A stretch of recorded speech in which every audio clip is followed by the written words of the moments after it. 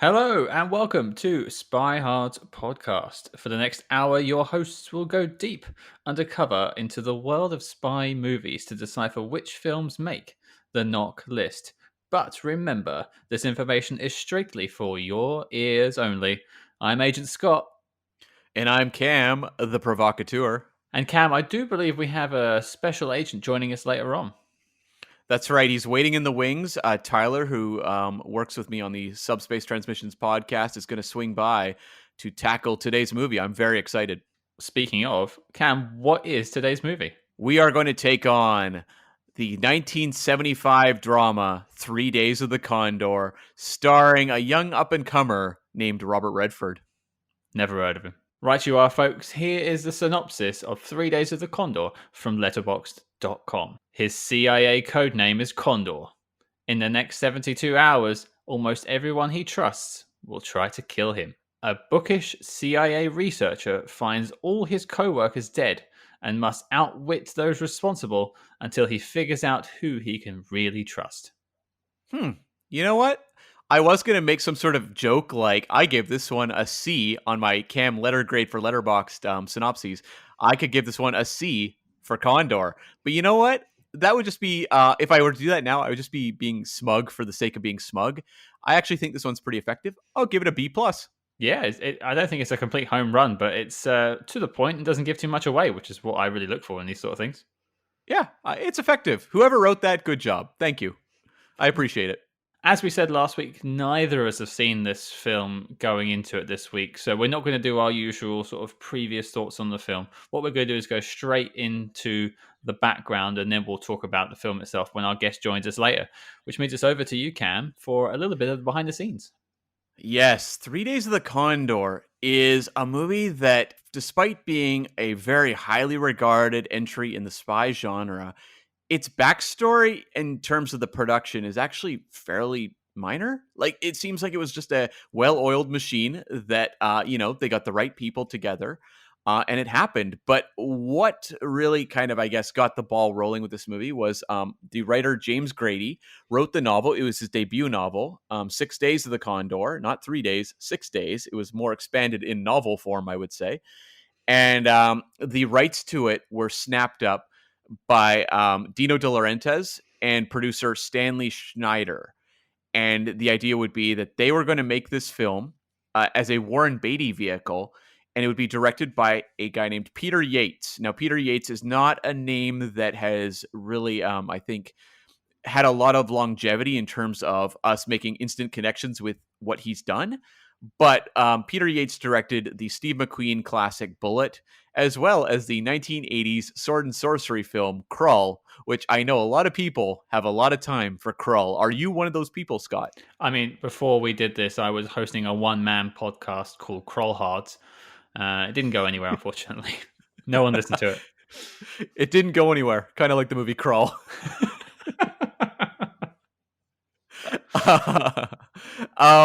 And so Warren Beatty was circling it, but ended up going with the parallax view instead and left this movie kind of in his wake. And at that point, Robert Redford jumped on board with this film. And somewhere along the line, I couldn't find an exact specific incident or moment or timeline or anything in terms of where Peter Yates left. It seems like once Redford joined, that Robert Redford had a long collaboration with Sidney Pollack, the director of this film, and so I feel like once Robert Redford came on, Sidney Pollack just kind of joined, and Peter Yates just kind of faded out. Like, I don't think it was a big dramatic takeover or anything. I think just Peter Yates left to do other things, or maybe him and Redford just didn't have the, maybe they didn't get along that great, or they just didn't, flourish in each other's presence the way that Robert Redford obviously did with Sidney Pollack. Now, Sidney Pollack was a director who had started a lot in TV. He's also an actor and a producer. And he really broke through after years of doing TV and some maybe lesser known movies with the film They Shoot Horses, Don't They?, which got him an Oscar nomination for Best Director. That was a Jane Fonda film in the early 70s. And he had worked with Robert Redford before. They had worked together in 1966 on a Tennessee Williams adaptation called This Property is Condemned. This is not a movie that I am familiar with at all, so this doesn't lead me to believe that it's probably held up maybe the best. It's not one of the better remembered Redford Sidney Pollack collaborations, but I should check it out. But that was their first working together in 1966, and then they would go on to do Jeremiah Johnson in 1972 and The Way We Were in 1973, which co-stars Barbara Streisand, and which was a massive hit. And over the course of their careers, they would work together 7 times. So Sidney Pollack was very much Robert Redford's go-to collaborator. It certainly sounds like they had that Saoirse Ronan, Joe Wright connection that we had back in Hannah as well. Yeah, or even the DiCaprio Scorsese thing, yeah. And De Niro Scorsese as well. And it's interesting too that Sidney Pollack is someone who obviously comes out of the gate working with Redford a lot. And I mean, up until 1990, I think their last movie together was Havana. I was going to say Hannah, a movie we covered previously, but Havana is the name of that film. And Robert Redford would go on to be a director on his own. He would direct Ordinary People in 1980, as well as he did The Horse Whisperer in 98. I can't help but wonder how much of Redford's work as a director was influenced by all these collaborations with Sidney Pollack. There must have been something along the way, but it's interesting that you've mentioned 2 horse-related films in the last 2 minutes. I think we might be turning into Horse Hards again. That's right. Horse Hards, our spin-off podcast coming soon to a podcast app near you. Sidney Pollack, of course, we should note, would go on to be nominated for directing Oscars a few times. He would be nominated for Tootsie as well, which he directed with Dustin Hoffman. He would end up winning 2 Oscars for producing and for directing Out of Africa in the 80s, the Meryl Streep film, also with Robert Redford. So there you have it. Robert Redford was the key to Oscar gold for Sidney Pollack. Hey, if you know what works for you, just keep going back to that well. I'm just curious, Scott, have you ever seen Out of Africa? Out of Africa? No, I can't say it's something I have heard of. It is one of the most tedious Oscar bait films I've ever watched. Like, I a handful of years ago went and watched every Best Picture nominee, and that was one of the toughest sits of them all. It's just not a movie I don't think that's held up well at all. But it's very picturesque. It's very beautiful landscapes. Is it a long film, or is it there's just nothing happens, basically? Oh, Scott, you don't win an Oscar in the 80s if your movie's not like 3 hours. Okay. That's not actually true, but it is an Oscar standby. If you make a 3-hour epic, you have a good shot. It certainly sounds like something I would probably miss. Yeah, it's not one I'd highly recommend. But the writing on this film is really interesting because you have this James Grady novel, and they bring in another writer named Lorenzo Semple Jr. to flesh this out into a screenplay. Now, Lorenzo Semple Jr. maybe doesn't jump out as a name that everyone knows off the bat. I say David Mamet. A lot of people know who David Mamet is, or Robert Towne, or something. But Lorenzo Semple Jr. had a huge impact on my life, Scott. Maybe the biggest impact of any writer in the history of the medium. He created, in the 1960s, the Adam West Batman show. He wrote the pilot and was the creator of that show. Oh, so is he one of those guys that got sort of credited for the rest of the show because he set out the template of what it looked like? He did, as well as he also did write other episodes. He also wrote the 1966 Batman the movie, also starring Adam West. There's a connection for you. I know you're a big old Batman fan. You haven't brought out a Batman podcast yet, but we're all waiting for it. Bat Hard's coming soon. And I don't want to just make it sound like Lorenzo Semple Jr. just wrote Condor and Batman. He had a pretty rich filmography. He wrote Papillon, the Dustin Hoffman, Steve McQueen drama, which is really good. He wrote Parallax View with Warren Beatty. He wrote the 1976 disaster King Kong, for Dino De Laurentiis, actually the same producer as Condor. And he also wrote, this is notable, Scott, Never Say Never Again, the Sean Connery unofficial James Bond film. My favorite unofficial James Bond film. I always stand by that film. And fans of movies like Crawl may also appreciate that Lorenzo Semple Jr. also wrote Flash Gordon, the 1980 film. I honestly thought you were going to say some sort of horse film, like he wrote War Horse or Horse Girl or something like that, and just really tie it into our Horse Hearts theme. Yes, that classic fan favorite, Horse Girl. Hey, I like Alison Brie. Is that a movie? Actually, never even heard of it. Oh yeah, it's a Netflix movie. Not that that should be a bad thing. I mean, they did have The Irishman, but yeah, it's a Netflix movie. Oh, okay. I wasn't actually familiar. I just thought you were trying to create like a name out of thin air, and I was like, Horse Horse Girl, Scott's dream project. I'm going to cast Alison Brie as a horse. Yeah. Wow. Well, something to check out, I guess, folks. At a certain point, they did bring in another writer, David Raphael, who has basically worked on every single Sidney Pollack movie. So he's very much Sidney Pollack's go-to guy. He worked on Jeremiah Johnson, The Way We Were. He also worked on Sabrina, the remake with Harrison Ford, as well as The Firm with Tom Cruise, which Sidney Pollack also directed. And so he's obviously his go-to guy and came in, and his major job was to redefine the Kathy Hale character played by Faye Dunaway. Originally, in the book, and I guess also the first screenplay, she was a kind of lonely secretary type. And he decided to make her more of a sophisticated photographer and give a little more sophistication to that character. I know we're going to get into sort of the film itself a little bit here, but I can see the roots of that. Yeah, you can definitely see the threads there that would between the two drafts. It does exist on screen, yeah. And this movie is notable because it was of several political conspiracy thrillers to appear in the wake of the Watergate scandals. And this movie, it was very much arriving at the right time and place. And it was obviously a hit because of that.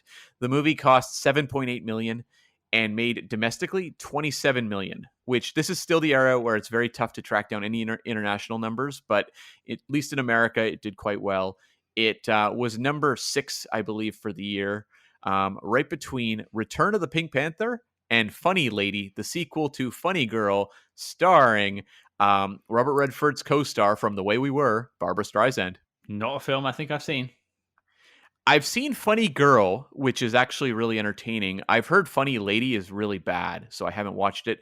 Not because it's necessarily bad. I'll watch bad movies, but it's like 2.5 hours or something. So that is kind of the drawing line for me. Do you automatically dismiss all films over 2 hours and 25 minutes?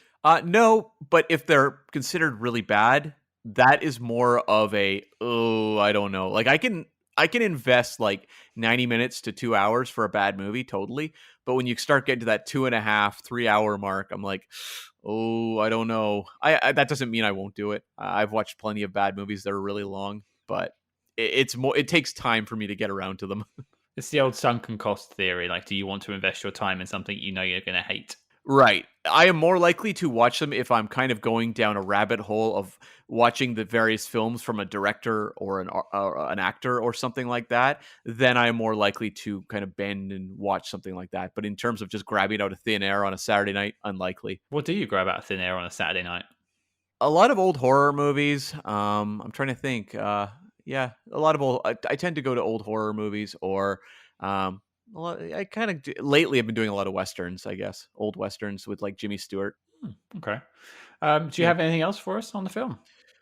Yeah. So just some notes on the year that was 1975 on the box office. The number one movie was Steven Spielberg's Jaws, which pretty much changed the way that films are released. Jaws was a movie that they decided to just go wide and open it in every theater that was available at once, instead of doing the classic platform release where they open a movie, in a couple cities and then build from there with buzz. Jaws opened everywhere. It was a massive hit and movies were never the same. Isn't sort of Jaws where the term blockbuster came from, more or less? Yeah, I mean, there'd been blockbusters, I guess, in the past. A movie like Psycho, for example, in 1960, it would have long lines because people would be waiting to get in. It's more about, I guess, just the long lines to get into a movie. But the thing was, Jaws very much created the event movie. Event movies existed in the past, but they happened more by accident. They weren't intended. Going forward, event movies would be something that the studios were trying to engineer, these big summer movies. That makes sense. I mean, did we have multiplexes, as they're referred to as, by that point, or were we still in mostly, single room cinemas? Yeah, we're still in single rooms. Yeah. Right. Okay. That explains the lines. Yeah, exactly. And so, yeah, Jaws is number one. Number two is One Flew Over the Cuckoo's Nest, which like swept the Oscars that year with Best Actor, Best Actress, Best Picture, Best Director. And then at number three, we have Shampoo, starring Warren Beatty. And I have a little X mark here because another movie on this list that I think if you were to look at its, cumulative gross may actually rank in the top 3 is Rocky Horror Picture Show. It was not a big hit the year it came out, but I feel like if you were to add up all the grosses on that movie, it probably knocks out Shampoo, right? It has to. I mean, this is pre-COVID, but it plays at least 3 cinemas I know of every Friday night here in London, and that's London. Yeah, exactly. Like there's revival screenings constantly for like however many years that is, like 40 something years, 45 years. I have a hard time believing it hasn't knocked out Shampoo. Shampoo is a movie that I haven't seen. I've heard it's actually really worth watching, but it maybe hasn't held up in the public eye the same way that Jaws and One Flew Over the Cuckoo's Nest have. Whenever I think of Shampoo, I always get confused with Hairspray. You know what? So do I, actually. Yeah. Shampoo is with Warren Beatty as I think, Hollywood hairdresser or something like that. You can see we both get confused with that one. But I mean, no one goes to Shampoo revivals in a corset and stockings. Well, not most people, but me. That's actually my Saturday night. It's just by yourself, just like selling tickets to your own house, basically. That's right. And just 2 other movies I'll note on the highest grossers that year. Down lower on the list, like around number 19. Again, it's very hard to gauge exact numbers when you're talking about the pre-1977 box office. But at number 19, we had The Great Waldo Pepper, which was another Robert Redford vehicle. I haven't seen it, but it's, I think, quite notable. So Robert Redford did quite well this year. Also opening this year, probably around the Great Waldo Pepper numbers. Again, tough to track down an exact one. The Man Who Would Be King, which is notable for starring Sean Connery and Michael Caine, which was a big adventure kind of epic and really great movie. That's the Sean Connery Bond and Harry Palmer Ipcress File smash Avengers style film that we all wanted. That's right. Back in the day before Cap and Iron Man, we had Caine and Connery. What more could you want? That's right. So yeah, that kind of wraps up the behind the scenes on 3 Days of the Condor for me. I guess I'll toss it over to you, Scott. Okay, Cam, from my extensive background in telephonics work, I think our guest is ready to join us. So, Scott, we have a very special guest this time. Joining us, the co-host of the Subspace Transmissions podcast, which I co-host with him, Tyler Orton. Hey, great to be here. I am coming in through my Get Smart phone booth that has a trapdoor that leads me to the secret lair, the secret studio that you guys record. From one podcast booth to another. Are you guys both wearing a cone of silence, or did I just come here looking like a dork? No, we have one pretty much through every day of our lives. Okay. So I can't wait to talk to you guys about Get Smart. I watched it like 3 times leading up to today's podcast. Yeah, that pilot, it's a real zinger. Well, I mean, Cam, you telling me you brought a friend to the meeting so I would feel comfortable? That's correct, yes. Yeah, okay. That didn't end well in this film, but... So, Tyler, why don't you just take a second, tell everyone what the Subspace Transmissions podcast is. Well, Cam, it's you and I. We've been doing this for 5 or 6 years now, and I think we take a really irreverent look at Star Trek. It's not that very academic, because you and I, we are clearly not academics, but it's not that academic study it can sometimes be a little bit dry. You and I, we've done things like best musical moments, biggest what the F moments as well on the show. We're doing a lot of episode reviews for the series right now. We're doing Star Trek Lower Decks, and we're looking forward to Star Trek Discovery. But I think we're willing to kind of make fun of the series while still bask in all the glory that this franchise has to offer. That's right. A lot of hilarity and a lot of insight, I like to think. That was funny. That's the kind of hilarity you other listeners can expect too. Okay, now, Scott, what are we going to be doing now? Well, you've asked a question I always ask, so hey, I'll just be you this week. This week, we're looking at the 3 Days of the Condor, the Robert Redford film. I'm going to throw it over to our guests. Tyler, what did you think? I love this, guys. Okay, you can debate the knock list when you get to the end, but I'm like, this is like 1970s cinema the way that I always romanticize it. I cannot believe I've never actually seen this movie. Robert Redford is playing analyst Joe Turner, or as I kept calling him in my head, Jack Reacher for some reason. It seemed as if it was kind of the Tom Clancy Genesis story going on, but that was my initial take of 3 Days of Condor. Very good. And Scott, what about you? I had no knowledge of this film prior to us coming up with it for the podcast, but I thoroughly enjoyed it on my second watch. On my first watch, I was supremely confused. You were like in Ipcris land all over again. At least in Ipcris, I knew what was going on and I didn't like it. And this film, I liked it, but I didn't know what was going on. It's funny because this movie, I was positive I'd seen it. When I put it on the list of movies for us to cover, I was like, oh yeah, of course, 3 Days of the Condor. It's great. I've seen it. And then I went through my archives of where I look at, what I've thought of movies in the past. I keep it on my computer, and I realized I'd never seen it. And I think I was just confused because maybe the movie Spy Game came out with, Robert Redford and Brad Pitt, and a lot of the reviews talked about connections to 3 Days of the Condor, and I thought, I need to see that movie. And apparently in my mind, I did see it, but I never actually, physically saw it. So diving into it this time, I was very excited because it's like a 70s gem that I just, for some reason, had bypassed. And I thought it was a real, hoot Wait, did to you say watch. you bypassed it or spy past it? Oh, good. Yes. Comedy gold on Subspace Transmissions like this, listeners. Look forward to it. Carrying that branding right over to Spy Hards. Just close this podcast down now. Go over there and listen to them instead because it's clearly better.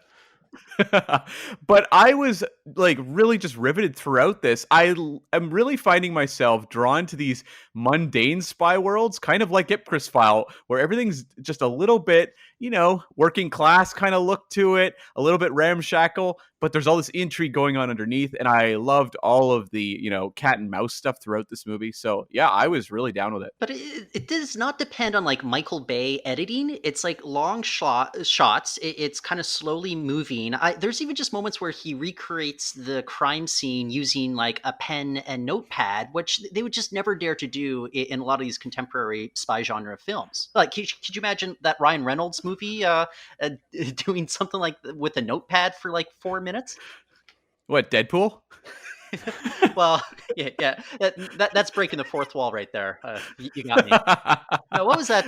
Underground? Is it Underground 6? I could not finish that one. Yeah, I was confused whether you're talking about 6 Underground or I was also thinking of Safe House, the other Ryan Reynolds spy film. I again, another one that I've skipped. Yeah, good choice. But no, I agree. I like kind of the lo-fi approach to spycraft we're seeing in some of these older spy movies. Obviously, they didn't really have an option. Because honestly, writing on a pen and paper ages better than some of the computer stuff in these movies. Dude, it also ages well.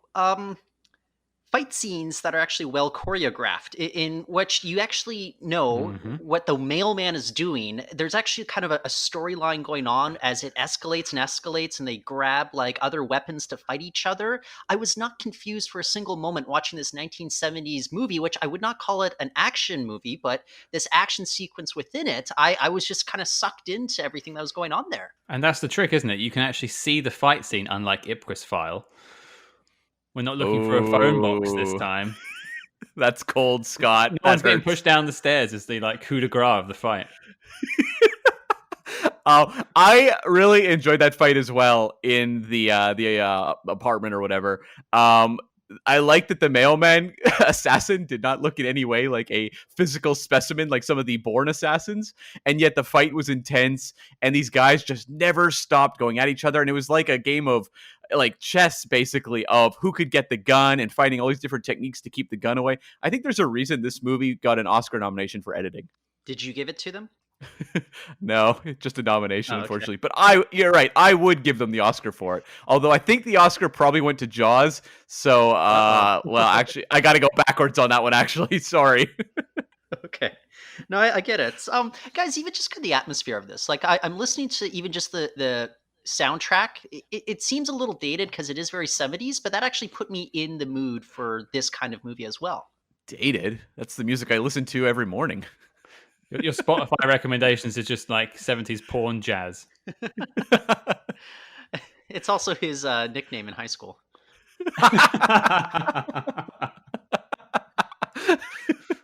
That's right. No, I agree with you. Like, the tone was set effectively immediately with just that music and the shots of New York. Although I was surprised, this is 1975. New York looked a lot nicer than a lot of the other movies shot in the 70s in New York. Yeah, like how much of this was shot in New York? Like I'm curious because it is also just kind of throws you for a loop when you see, say, the World Trade Center filmed, so prominently. But there's also like moments where they're in like Washington D.C. It really did kind of put you in the moment. Versus, let's be honest, like, there's some spy movies that's they're pretending to be New York or London, where if you look closely, it's like Vancouver or Toronto, and you don't quite get the same atmosphere built out of that. I'm sure Cam can correct me if I'm wrong, but I've been to New York several times, and I actually recognize places from New York that they were standing. So I would actually put money on that they filmed it all there. Yeah, I just looked at IMDb. All the shooting locations were pretty much New York. Okay. So, Scott, was that favorite location of yours? Was it like Sparrow's, the pizza chain? No, I just hung around outside the New York Post all the time. Mm. Waiting to fight mailmen? Waiting? He was just fighting them. Oh, yeah. I was thinking, though, Scott, at some point, you and I should just start globe hopping and doing extensive tours of all of the locations of these movies, starting with the Ipcris File. Just reenacting fight scenes across the world. Oh my God, yes. Well, you guys have made some progress, at least with some of the James Bond flicks, though, with getting photos together. It's true. That's true. Yeah, and we will talk about that movie in the future with you, Tyler. Yeah, can't wait. Could be there in the background. That's right. Unacknowledged. Oh, that's my life when it comes to third wheeling it with you guys. That story will make a lot more sense, listeners, when we tackle Diamonds Are Forever. That's what I'm here to not make sense. But to bring it back to Tyler's point in terms of the atmosphere, it flows throughout this film. The soundtrack is great, and you feel like you're in that that gritty 70s New York. Everything just feels right. Yeah, like I just immediately was impressed and a little bit sad about how effectively this movie set its tone, because you think of so many movies nowadays, and Tyler, you kind of hit on a key point there where they show an establishing shot of New York and then it's immediately shot in Georgia or Montreal or something, and you don't get that same atmosphere that's conveyed as quickly as you do in a movie like this, where I didn't have to spend any time getting into the mindset of the atmosphere. That happened immediately, so I could just get involved with the characters. Even just moments where you've got the rain pouring down at the start of the movie, that's building the atmosphere, but you also just, you know that you're in for a good ride when the script is being clever right from the get-go. Just even the way that Robert Redford's Joe Turner character has to get out of this kind of sort of front that they're working out of. It was clever because the security guard is like, no, you can't go that way. He's like, whatever, I'm going to go at the back exits. And you're like, oh, the screenwriters are actually thinking this through, making it plausible. Whereas a lot of the contemporary movies, they wouldn't even give it a second thought about how Joe Turner escaped from this entire situation. Could you also imagine a movie being made nowadays where the character of Joe Turner is like this? Like a guy who's just kind of a reader. He's not a particularly, he's not someone who's dying to be in the field. He's introduced on a moped wearing a toque and looking really hipstery. Well, like he's definitely not someone who comes across as the way they would write this, like a spy on the run now. Wait until they hire Timothy Chalamet to take over the next Jack Reacher movie. Like that franchise has been reinvented, and you find as if you're kind of following the same arc with Jack Reacher every single movie, though, where it's like he's the bookish guy who's thrust into the sort of machinations of these worlds, and he's got to turn action hero by the end. Mm-hmm. Just to throw it back for a second, what's a toque? Oh, the hat he's wearing. Like a beanie. I guess Americans and the like would call it a beanie. Sorry, I'm just filling in the gaps for the rest of the world, guys. Yeah, no. Well, speaking of the opening with Robert Redford on the electric bicycle, which I found completely bizarre, just like laughing at cars coming past him, it definitely establishes him as a quirky guy. Yes, and I mean, I do love the idea of 1975 Robert Redford being the bookish, quirky guy, the ultimate like matinee movie star. Would it be like Ben Affleck starring in The Accountant? Ooh, well, yeah, you know what? That's pretty close. Although they give the accountant kind of more badass things, more badass traits. Like he is an assassin. Yeah. I'm trying to think of an example though of someone who's like, it's like this is a character who would be like a Timothy Chalamet casting choice if you were to write like a bookish analyst character now. But instead, they put Alden Ehrenreich in the role, right? That's God, no, please no. Okay, no, I'm just thinking it's like I don't know. Remember 10 things she's all that, and essentially like Rachel Lee Cook is walking around in glasses, and everyone thinks she's like a total uggo. But as soon as they take glasses off, they realize that person's hot. It's kind of like trying to make Robert Redford look uncool. The entire time, he looks pretty damn cool. He is, and this is one of his best I've seen movie star performances of this era, where it's a very, in many ways, nondescript character, and he doesn't get big scenes of reactions and everything, but he feels so just human. And a lot of the time, he feels like he's a little outside of us, mere mortals in his films. And I was totally on board with his, basically being on the run, because you could really read all of the moments of apprehension and excitement and tension on his face throughout. It was a very open performance. And just to go back to that sort of opening as well, it's his quirkiness that actually saves his life in the beginning. Because if he hadn't gone out the back gate, if he hadn't been, overly capable for his job, that he knows exactly what time to leave and when the weather stops, he's that weird. He goes out the back door and doesn't get assassinated, and that just sort of propels us through the rest of the film. He has these weird set of skills that keep him alive, I should say.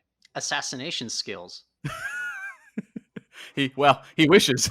I just or maybe doesn't wish. But it's even interesting that like he's got the gun and he's a bad shot, so he's not able to do this assassination technique. And the CIA bigwigs kind of comment on it. They're like, "How is this kind of bookworm learning how to shoot a guy directly in the neck?" Yeah, and the fact that there's that sequence where they try to take him out, and he does shoot the guy down, and they're like, "How did this happen?" And it's like, must have been a fluke. I was just thinking about Faye Dunaway's character as well, because you are kind of giving her kind of the thankless 1970s co-star sort of job here, in what she's like the helpless woman. She's literally like in shackles at various points of this movie. I think it benefits a lot from just Faye Dunaway as an actress, actually like kind of bringing some life into this character. And I'm just incredibly jealous of that New York apartment that she gets to live in too. Yeah, those are the days where if you had a relatively meager job, you could have a palatial estate in New York. I couldn't figure out where I knew Faye Dunaway from for a little while when I was watching the film. It turns out it was Network. That's the only other thing of hers I think I've seen her in, which is a great film. I thought you were going to say Supergirl too. I have no witty response for that. I've never seen that film, and I never will. Well, one day, Scott, for Did Supergirl she play, hearts. Kara in that one, or is it? Because I have seen that. I think I've mostly blanked it from my memory. She's the villain in that. I don't remember the character's name. Oh, okay. Yeah, but I mean, she's also in Chinatown, which is the other big movie. I mean, Faye Dunaway was a huge deal in the 70s, which I feel is lost on a lot of modern viewers who maybe don't know her that well. But in the 1970s, like Faye Dunaway was top tier. They also gave her like good like lines. Like her dialogue did not suck in this. I mean, I would write little notes down, and she would say, "What, a volunteer or a draftee like me?" Or even just kind of being very derisive of after she and Robert Redford consummated their relationship. She was just like, I don't know, always depend on the old spy effer, like that sort of stuff. I'm just like, oh, they're actually like kind of imbuing this character with actual characterizations, just in the way that they let her speak freely, as opposed to just kind of blank exposition that often faces a lot of these characters. Spy effers was almost our name for this podcast. Who and don't it? think when that well, we're still undecided, and don't think when that line popped up that wasn't my immediate thought to write a note down about that joke. But yeah, like that character, we've seen a similar character with Franca Potente's character in The Bourne Identity, and the similarities between the two actually jumped out at me quite a bit. But you're right, like this could have been a very eye-rolling character. I mean, let's face it, there's still some eye-rolling stuff going on here. The relationship being consummated stuff, you're like, okay, like That was kind of I embarrassing to watch. I was in like this super romantic looking, like the way that they lit it, the way that they edited and filmed it. It just makes me think of that Dave Attell joke, the stand-up comedian, and he's just like telling kids, "Why don't you go to the zoo and see how monkeys do it?" And that's how it actually should be shot in movies. yeah, I mean, it's asking us to to put up with a lot to get to that consummation scene where you're like, he's had this woman like held hostage for like what, like 3 hours, 4 hours. This seems very quickly, and I think a lot of it is hugely dependent on the fact it's Robert Redford. Oh yeah, I have it written down in my notes. It's a Kathy equals classic Stockholm syndrome. Right. How Yeah. I mean, if you're captured by someone, but I know you're right, Cam. If it wasn't Robert Redford, if it was, you, Oh. or me, I think it would have been a completely different story. But she's definitely a Stockholm syndrome case, and that sex scene where they're like cutting in, those photos she's been taking, they're like splicing that in with the jazz porn music again, and it's all really weirdly put together, that scene. I feel like the photo montage, the back and forth, is to kind of show this character who's an observer all her life, and this is a moment of experience. And so it's kind of like the life before and the life after. is the CIA trying to recruit her after this movie? Hmm. We need to save our oil fields. You're the only one that can help us, Faye Dunaway. Take some photos, please. Make sure they're black and white. Otherwise, how will you know it's oil? Oh, nice. Oh, What did you think of like were you happy with the resolution to that character in the film with her Ah, going off to Vermont? I mean, what else do you do with a character where it's Robert Redford? He is the white male lead in a 1970s movie. I guess they did the best they could with Faye Dunaway's exit, but maybe my expectations are just so low. I guess I could just go, sure, okay. I think though a different movie, they would have had some sort of happily ever after, and I like that she has that bit of dialogue to him about I know you're not going to live that long or something like that. And you get that final shot of, just being frozen black and white of him in the streets. And there's some ambiguity, like he may get killed 2 minutes later. Like we don't know. Like I think a movie nowadays, you would have had that Bourne Identity ending where she's selling like, I don't know, soaps on the seashore and he comes along on his moped. Okay. uh, sure. I was not a huge fan of that particular Bourne Identity conclusion because it felt again a little bit too romanticized to me, and maybe this one just that clinical nature and what's realistic. Maybe I can buy that these two aren't lovers meant for the ages or something like that. well, I mean, was the guy in Vermont actually a partner of hers? I know she was meeting him, but did she ever really say specifically that that's my partner? She kept saying like friend, right? Yeah. She's just not that into him. Yeah. Hmm. He's not a spy That's right. He's not Robert Redford. or a Cam Smith. Oh, sure. I got the sense, though, that the scene of the two of them on the phone, her and the guy in Vermont on the phone, in his mind, it's a relationship. I don't know if that's the case with her, though. Yeah, I think she might be stringing him along a little bit. Right. Yeah.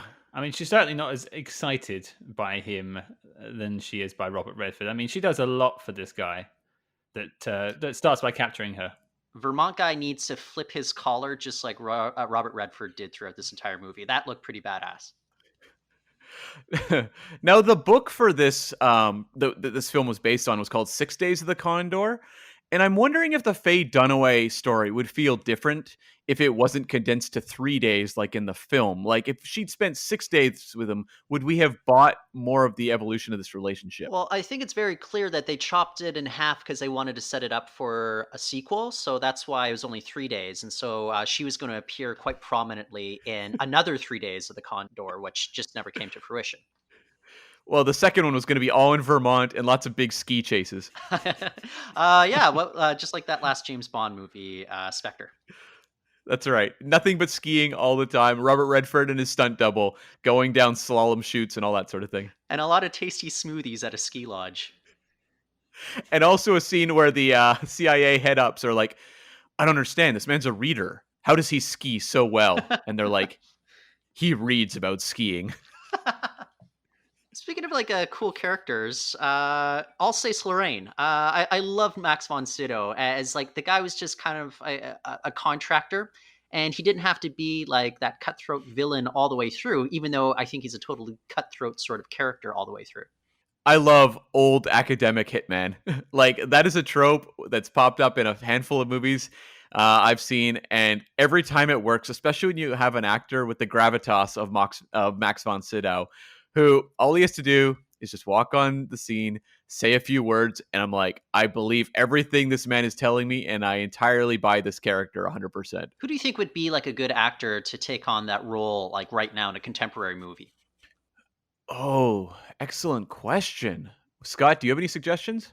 I'm just rummaging through my brain. Like, is the default like automatically Michael Caine, or I don't know. Like, I just watched Sexy Beast, and I'm just wondering if you can get somebody like Ben Kingsley in that role, or is it just too obvious that Ben Kingsley is kind of that thinker that could kill you with his fingers? I mean, I'm not against going too obvious, too on the nose. I don't know that Max von Sydow was an outside the box casting choice. I'm wondering too, if you cast, not now, he's a little too old now, but if you go back, say 15 years or 20 years and cast Morgan Freeman in that role, it would be very effective as well. Is he driving Miss Daisy the entire movie? Yeah, he has to keep pulling over and be like, hold on, Miss Daisy, I'll be right back. And he comes in with like blood all over his hands every single time. He's just wiping it off on his chauffeur outfit. And she's like, what happened? He's like, don't ask. It'd be great if the entire premise of the movie is he has to train her to be the next assassin.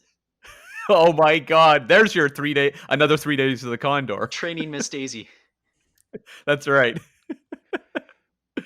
I think I prefer 3 more days of the Condor, but that's alternate titles for you.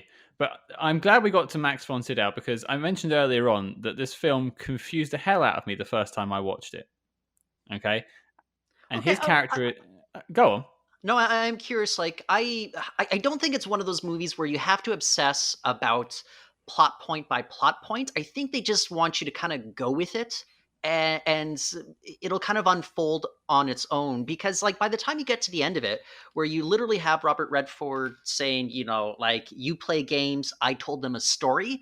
I get what his ultimate goal was. I get his motivation throughout all this. His motivation is to survive. I understand what the antagonist's motivations are. So even if some of the plot points were a little murky, I didn't get too hung up on that myself. I actually found for a lot of the movie, I was like, oh, this is actually really straightforward, way more straightforward than I was expecting.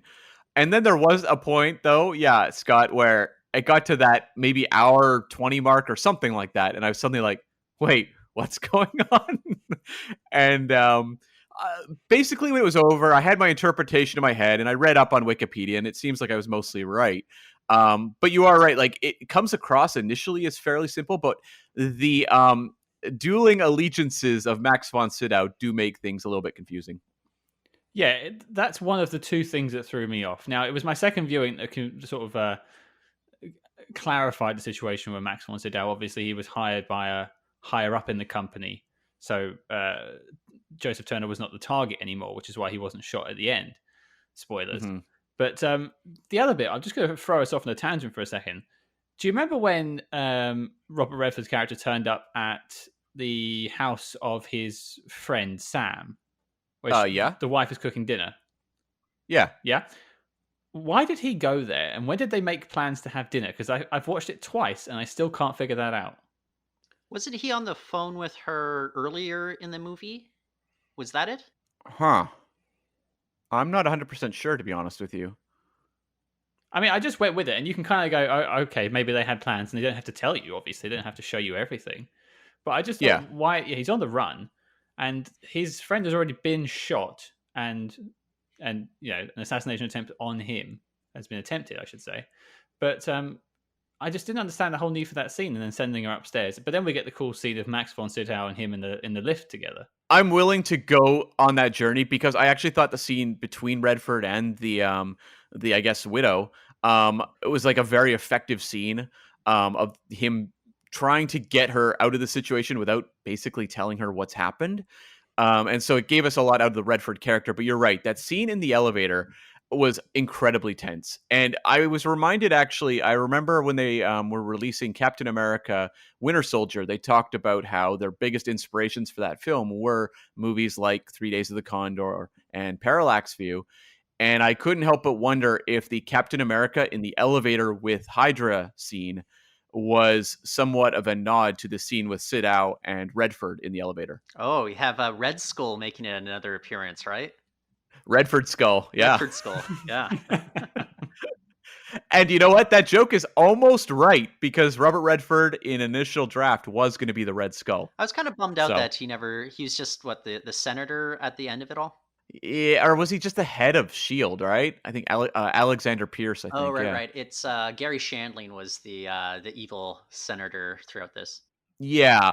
And so, I kind of appreciated that scene. Obviously, this is not Robert Redford taking down like 6 guys with a shield in an elevator, but it has that same sort of tension where they're trying to play friendly. They're trying to be cordial to one another, but it's all just a mask for basically 2 guys who are a second away from, pulling a gun on each other or taking a swing at each other. Well, no, if I have to be honest, if I'm in that same elevator situation, I would feel socially obliged to leave first. If the guys kept insisting, no, you go first, I'd be like, no, you go first. And then I would finally just relent, even though I would be convinced he's going to shoot me in the back. It would just be too awkward to kind of fight him on it. Yeah. I might hold out. I don't know. I would be so worried about getting shot in the back of the head by Max von Sydow. He's got that icy cool demeanor. I don't know if I can trust him. For me, all I was going to say is it just goes to show that you don't need to have a massive fight scene. I say massive; it was inside of a lift to have the same sort of effect. They barely exchange words, and you're just super tense for those 2-3 minutes. And on top of that, you have that amazing moment where Max von Sydow holds out that glove and is like, "Is this your glove?" And Redford's like, "No, it's actually not." And I'm like, "Oh my God, is it his glove?" Like, there's actual tension involved whether this is or is not Robert Redford's glove. So, what do you guys think it is, though? Like, do you think that contemporary movie audiences just would not be able to sit through or appreciate kind of these long, drawn out, tense scenes? Or does it all it take is just getting people into the movies, getting them to watch this, and then they would appreciate it? Because I just wish more of this sort of, filmmaking was prevalent in modern day cinema. Well, I think it's honestly more of the studio and filmmakers being too scared to conduct a sequence like this for fear of boring an audience if it Mhm. doesn't work. And I mean, think of a movie like A Quiet Place, the horror film, the John Krasinski directed film. I mean, that movie is these extended, quiet, tense set pieces. Yes, it does have some big kind of Jurassic Parky raptor type stuff, but a lot of it is built on tension. And audiences loved it. Like, they ate it up in droves. And so I think if it works and you can get an audience in, they'll love it. But I think it's I don't know that the filmmakers are often that confident that an audience will want these sequences or that they won't get bored. It's like that, keep hitting them with information so they don't get bored. All gas, no brakes. Right. Yeah. I mean, Tyler referenced Six Underground earlier, and I mean, there's a movie that there's not a single second of breath, basically. And a movie like this, so much of it is based on Robert Redford observing and taking in sort of the lay of the land and figuring out a strategy on how to proceed and getting out of situations, not through a fight, although there are a couple fights, but mostly just through outsmarting his opponents. Yeah, Scott, for the international listeners, when you say all gas, no brakes, what do you mean by gas? Oh, I was using an Americanism. I meant petrol. Oh, there you go. Just want to make sure those international listeners not confused. All petrol, no slowdown. That's what we call the brake pedal, the slowdown. Yeah, and then the trunk of the car is the booty. Yes, you always say that car has a big old booty. That's what I thought. Okay. Oh, wow. But I think you have to give a lot of credit to Sidney Pollack, Sidney Pollack is not a director at this point in time whose name you hear brought up a lot in terms of the great film directors of the 70s and 80s. He's someone who's considered a very capable studio craftsman, But, he's obviously not getting his name thrown in with the Scorseses or the Coppolas, the De Palmas, and various other directors like that of that era. But, I mean, I've seen a few of Sidney Pollack's films of this era, and he does have this very patient, laid back approach to his stories that I think when it works, it really, really sucks you in. I mean, Jeremiah Johnson, which he did with Robert Redford, is basically the 1970s version of The Revenant, and I think is much better than The Revenant. I mean, ultimately, you don't want to see a character like Joe Turner beat the crap out of Max von Sydow in that lift. If it was Jason Bourne, you'd be screaming at the guy to punch him and run off. But they've built him up to be a character that has almost no physicality to him. He's all smarts. Right, and he also has a little bit of that air of kind of the gentleman assassin. He's not a guy you're suddenly get into like a fist fight with. He has this sort of dignified, stately manner about him. He feels like more of someone you have to outthink as opposed to, beat with a magazine. I think what he was missing, though, is one of those kind of tubes where you spit out poison darts at people. That would have been kind of the perfect assassin tool for this movie. Well, that's the thing. And if this movie were made now, they would give him a much more gimmicky method of killing, for example, or a weapon that's really gimmicky or something that makes him stand out as, unusual. I'm always down for any umbrella-related weapons for spy movies. I was actually kind of surprised when we had the scene of Robert Redford leaving that apartment complex, and he pays that group of kids like $5 to walk with him, and you have Sydow out there with a sniper rifle. I was actually kind of surprised it was Sydow with the sniper rifle. He seemed more like someone who would be commanding someone else to do it maybe in that moment. Yeah, no, that was kind of that moment did pop out to me as well. Like it's one of those things where we keep going back to it, but it just kind of adds to the tenseness and the atmosphere within it all. Like you really do believe that, Robert Redford is maybe the luckiest guy in the world, and just how he's able to maneuver out of these situations sometimes without his own knowledge about how he's doing so. Mm-hmm. And I mean, what did you think of Robert Redford's special skill, which was telephone science? Well, here's the issue. I studied telephone science back in school, and it was based on my love of this movie. I'm telling you guys, it does not make you as much money as you would think. You're not going to get a CIA job straight out of school, in this era.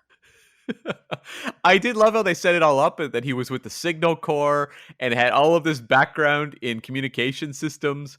And then we get an extended sequence of him patching phone lines together. And I'm like, this makes no sense to probably like an 18-year-old now watching this movie who doesn't even know what these like rotary phones are. But I'm like just hypnotized by it because it's something I don't think I've ever seen this in a movie where it's a character doing this sort of tech job on telephones, but the movie like conveying it in a very like methodical like way. Well, there's other stuff though that did kind of pull me out of it, like when they're at the CIA sort of headquarters, and there's that giant machine when they're trying to trace the phone call, and the light turns from tracing to complete trace, and I'm just like, it really looked like I was watching some sort of like 1970s game show sort of set at that moment. I actually made a note about that, and I was like, is that a thing? Like, did these machines exist? I don't think they did. There was also the computer screen at one point that was like showing video, and I was like, I don't know about that. I mean, the only thing I bumped on, if we're talking about criticisms of the film, and I think we've encountered this before, Cam, with some films, is, Robert Redford, as we've said, is a book smart, quirky guy who likes to ride an e-bike. Okay. But he seems to be the most capable agent that the entire CIA has at their disposal. And there's only one. I find bizarre. Maybe the ones, because he's obviously working out of, what is it, the American Historical Literary Society or something like that, and all of his coworkers are killed. Maybe they were all way more competent than him. Maybe he's the least competent of the group. And yet they all That's died. why he went to get lunch. Yeah. Yeah. They sent him for lunch. He was the one at the bottom of the barrel. He's just interning there. Making copies, fetching lunches. Yeah. That's why he's late every day. He's just not happy with it. Yeah. One of those unpaid internships. That's right. I mean, this is kind of a trope of the genre, though, where the agent who has no real reputation or, they don't really know who he is, turns out to be the only guy capable of outthinking them. And there's always that scene of the superiors going, "Who is this man?" And then they pull up a file and read it out, and it's a shock to them all. Well, I think it is a trope because audiences would like to project themselves into that role and think that they're capable of such feats if push came to shove. And, why not me if they were trying to assassinate me at some point? Yeah. I mean, I know my telephone science. I could do that, right? Mashing your fingers against your BlackBerry cam, it's not quite the telephone science I studied. They keep contacting me to see if I want to buy a dialing wand. BlackBerry, what are you guys using over in Canada? Cam's all about the tactile buttons at this point still. That's right. The BlackBerry. It's the latest thing on the market in my world. But I mean, to be fair, I will fight my own point. Is that you could say that Max von Sydow's character is actually a better agent than Robert Redford. He does outsmart him at the end. Yeah, I would agree with that. I think Max von Sydow is the old pro, and Yeah. I think, he's basically trying to appeal to Redford to, hey, just come to my side. It's a pretty good gig, and I think the thing is, like, Robert Redford is, getting to the point where he would be recognized by a von Sydow, but von Sydow's working on a whole other level and doesn't have the idealism or even the this desperate need to survive. I think Max von Sydow is fairly comfortable this entire movie. He's not the one on the edge. What exactly was he doing 30 years ago during Second World War? Like Nazi recruitment? Was that it? Possibly. Because he Yeah, was I from mean, Alsace-Lorraine, which was always kind of the disputed territory between France and Germany. You're hiring a guy like that. And also, like, the CIA hired a lot of ex-Nazis, just because that's who were the experts after the Second World War in Germany, and you're trying to fight this kind of Cold War at that time. So I'm intrigued by whatever his backstory is as well. when he talks about how, you can basically just be content knowing both sides don't matter. And so it wouldn't shock me if he was a Nazi. It's almost a little bit of that Hans Landa from Inglourious Bastards kind of attitude of like being more of an opportunist or just willing to kind of cash in on either side and not getting morally affected by either one. I personally would be morally affected, but I don't know about you guys. Well, I think the point is, though, that these guys wouldn't. That's why they're so effective at their jobs of being these stone cold killers.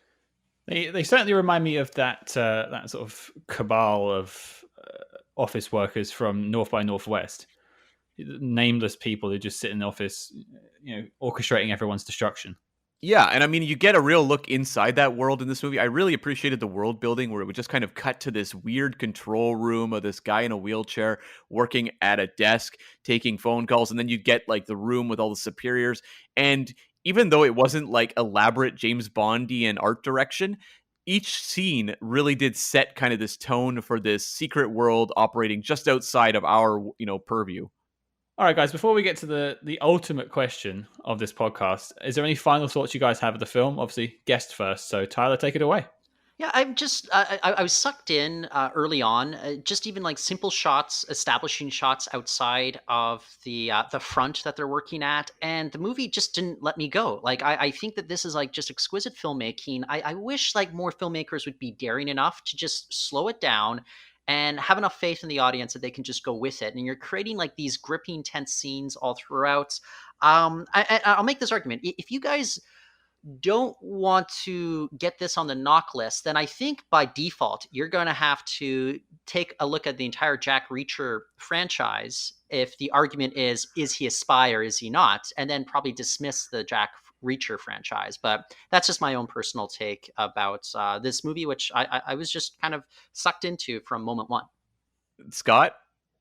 I only had a couple of quick thoughts. First of all, it was nice to see the Audubon Society return after a brief appearance in Doctor No. I only ever heard about this thing from these two films. Yeah. The other thing was ice bullets. Is that a real thing? I don't think so. Mr. Freeze has been using them for decades in the comics, Scott. And he always says, "Nice to meet you." Could you use that voice for the rest of this episode, please? No, I would just wear out my voice. But yeah, so did you have any final thought just on the movie itself? No, I mean, overall, I love this film. It took me a second viewing to really get into it and understand what was going on, but I am a huge fan of what they did. Yeah, I just really love the tapestry this whole movie painted. I mean, it's so 70s in the best ways.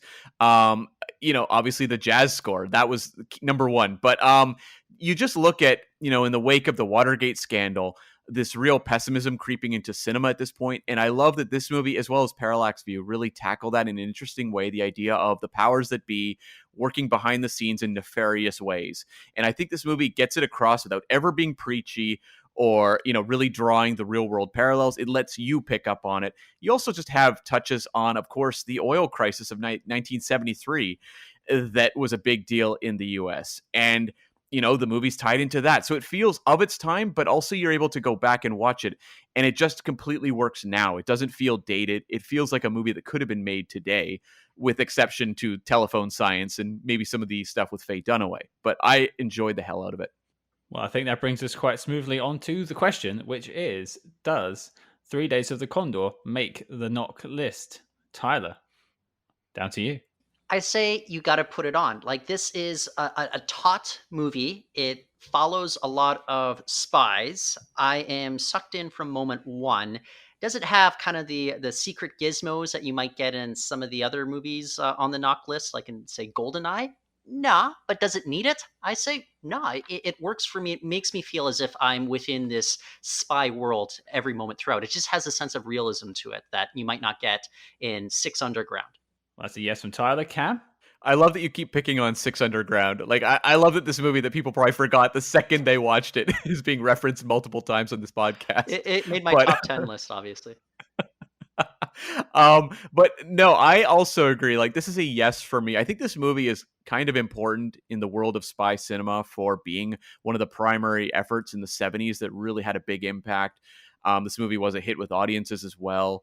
And to me, it just is such a thrill ride in that low key style of the 70s that it just had me engrossed from beginning to end. I mean, to me, I honestly put this alongside a movie like The Ipcress File. And Scott, I know The Ipcress File has become the most polarizing film that we've ever tackled on this podcast. But for me, it has that similar joy to it, this sort of lo-fi spycraft built on, kind of slow, methodical characters. And I think this is an amazing example of it. Well, it doesn't even matter what I say at this point, but I'll throw my 2 cents in anyway. I, on second viewing, loved this film. I actually like it a lot more than I thought about Ipcress File. And I think Tyler's right. The word taut is correct.